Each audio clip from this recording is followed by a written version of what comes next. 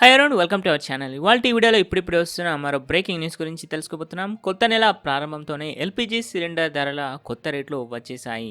So ఈ రోజు gas ధరలు ఎంత మేర దిగి వచ్చాయి, సబ్సిడీ మరియు సబ్సిడీయేతర సిలిండర్ ధరలు ఏ విధంగా కొనసాగుతున్నాయో తెలుసుకుందాం.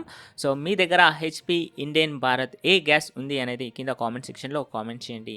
అదేవిధంగా ఈ వీడియోని ఇంకా లైక్ చేసినట్లయితే ఖచ్చితంగా లైక్ చేసి కింద కనిపించే రెడ్ కలర్ సబ్స్క్రైబ్ బటన్ పైన ట్యాప్ చేయండి. పక్కన బెల్ ఐకాన్లోని ఆల్ని సెలెక్ట్ చేయండి. అప్పుడే నేను అప్లోడ్ చేసే ఇంపార్టెంట్ వీడియోస్ ముందుగా మీరే చూడవచ్చు. వివరాల్లోకి వచ్చినట్టయితే ఆగస్టు 1వ తేదీన దేశంలో ఎల్పిజి సిలిండర్ ధరలు కొంతమేర తగ్గాయి. కమర్షియల్ గ్యాస్ సిలిండర్ ధర గత 3 నెలల్లో ఏకంగా ₹600 మేర దిగివచ్చింది. అయితే గత 3 నెలల్లో కమర్షియల్ గ్యాస్ సిలిండర్ ధర తగ్గింపు ఇది 4వసారి.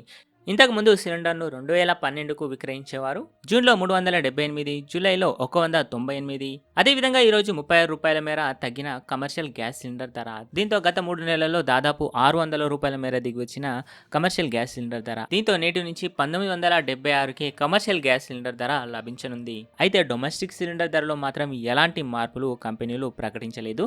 అదే సమయంలో గత నెల సిలిండర్పై ₹50 పెరిగిన విషయం తెలిసిందే. దీంతో ప్రస్తుతం డొమెస్టిక్ గ్యాస్ సిలిండర్ ధర ₹1053 వద్ద కొనసాగుతోంది.